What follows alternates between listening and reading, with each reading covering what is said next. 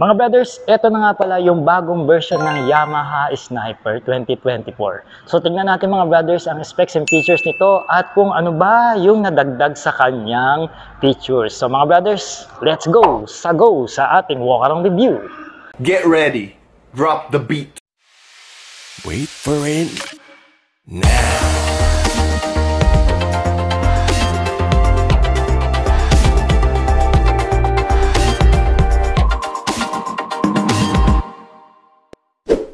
So mga brothers, eto na nga yung bagong version ng Yamaha Sniper 155 na merong ABS, no? Ang ganda pala sa personal. Very imposing itong matte black finish nila, no? I can tell ito yung bago niyang style na sombrero, no? Dati wala ito, pero ngayon meron siya rito parang B-shape and then parang sungay dito, which is nagbibigay aggressiveness o sporty vibe dito sa bagong version ng Sniper, no? So meron tayo ritong LED na headlights, no? Ito yung high beam niya mga brothers. And then meron tayo ritong design na parang air intake dito. Mayroon tayo ritong logo ng Yamaha, sticker ng liquid cooled, no? At meron tayong aggressive ditong daytime running lights, no? At ang ating low beam nandito po yan. LED na rin yan mga brothers ha. Ito po yung something na hindi nyo na nakikita yung bumbilyo na mga modern style ng LED, no? Ang turn lights natin dito is nandito sa gilid na conventional na bulb type.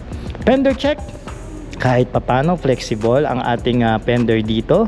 Syempre Yamaha yan. May sticker tayo rito ng ABS dahil naka single channel nga ang ABS nito, at meron ditong sticker sa mags na 155R, no? Naka conventional telescopic fork tayo dito sa harapan at dual piston pot caliper ang preno natin dito. Sayang hindi nila ginawang Nissin ang brand, no? Pero malaki naman ang disc rotor nyo, sensor ng ating speed meter, at ang mags natin dito mga brothers para siyang style na starfish ang datingan niya. Ayan no. At ang ating gulong mga brothers, syempre Yamaha yan, gumagamit ito ng RIC Japan na mayroong tire size dito na 90 by 80. I guess pwede nyo pa itong lakihan. At meron tayo itong soft compound na quality na gulong na goods na pang street tire. Going dito sa kanyang side profile mga brothers, meron tayong logo rito o emblem dito ng Yamaha, no? At meron ditong fuel injection, Sniper, Yamaha, Daihatsu at 6-speed. I guess ito yung kanyang brand ng fuel injected, no? So correct nyo ako dyan kung mali ako. Meron siya dito parang extended yung fairings niya for the belly fan, no? Extra protection niya sa makina. At ang quality ng fender ng Yamaha mga brothers is syempre nandun pa rin, quality yan. Meron ditong sticker ng BBA dahil meron ng features ang makina nito. Mamaya pag-usapan natin yan. And also ang ating shifting dito standard lang naman ang setup, pero I can tell na heavy duty ito. Meron tayo ritong galvanized na footrest para sa ating pillion section, at meron tayo ritong bakal na swing arm. Alright, no? Naka monoshock tayo dito, pero I can tell parang hindi siya adjustable, no? At hindi rin siya naka linkage, no?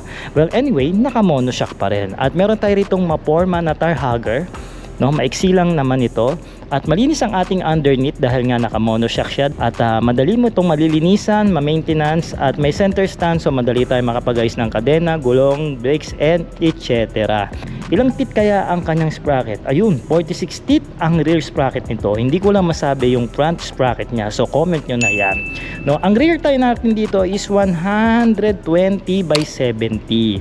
Okay, so RIC rin ang brand nito, and good thing pagka mga ganitong setup is naka tubeless na rin po tayo rito, no? Meron tayo ritong taillight na LED na inspired po sa Yamaha R1 nila, no? Napakaliit lang po yan pero sporty vibe po ang binibigay niyan pag lumilikod. Turn signal lights natin dito flexible and bulb type pa po ito.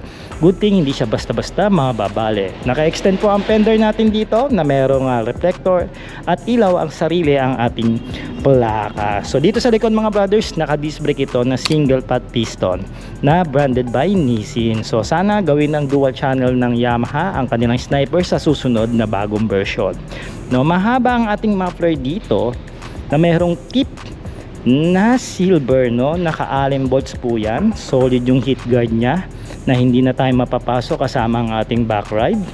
Alright mga brothers, bike fitting dito sa Yamaha Sniper 155 ABS version. Alright, For the reference, I'm only 5'4 plus naka-rubber shoes po ako.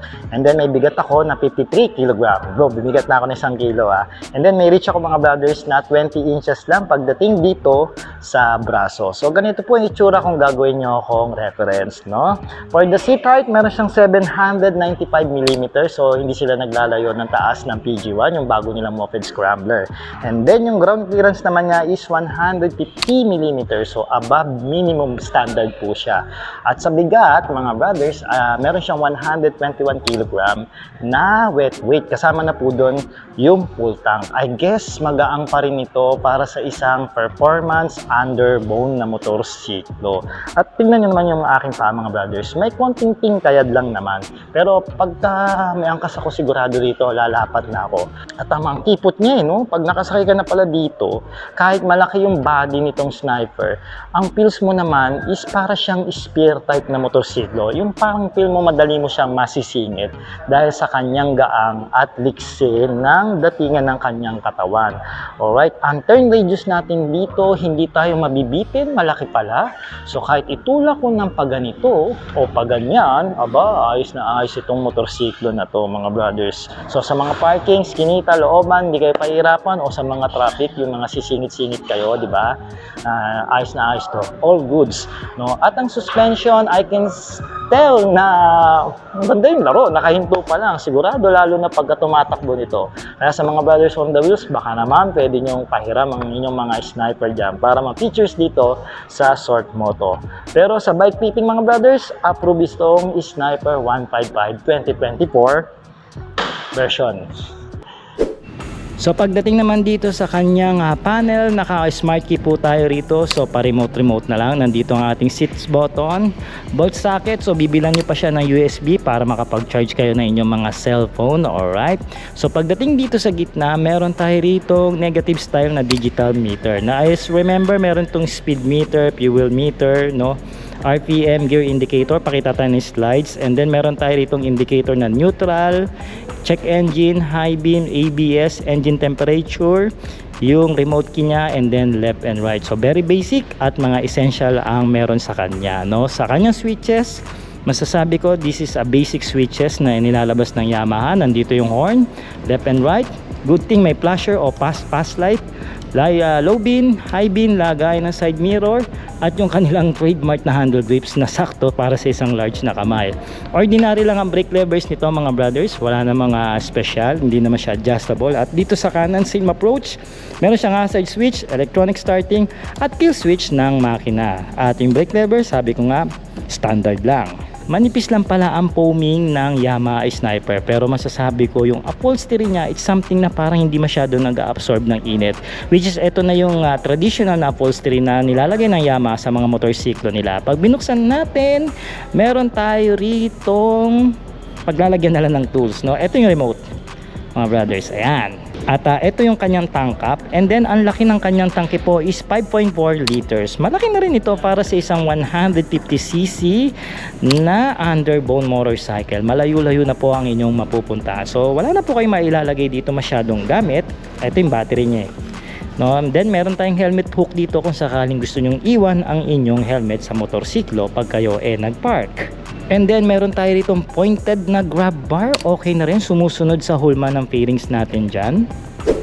Okay, mga brothers, ang makina nito ay nakayang mag-create ng 17.7 horsepower na dulo at kaya namang umarangkada ng 14.4 Newton meter of torque. Malakas po ito, mga brothers. And then samahan pa yan ng 155cc single cylinder na 4 yung valves niya. At hindi lang yan, mga brothers, may features po ito na BBA, variable valve actuation, na ma-maximize mo ang iyong low RPM to high RPM na takbuhan. Tapos nilagyan pa po nila yan ng sleeper clutch assist sa cambios. So nakakapagbigay po yan ng smooth shifting at less dragging sa makina. At syempre naka-liquid cooled ito, mga brothers, dahil po mataas ang compression ratio niya na umaabot ng 10.5:1 na compression. Okay, so meaning po mainit yung makina o mainit po yung na-generate niyang temperature na nagbibigay power at less fuel consumption. So alam nyo na.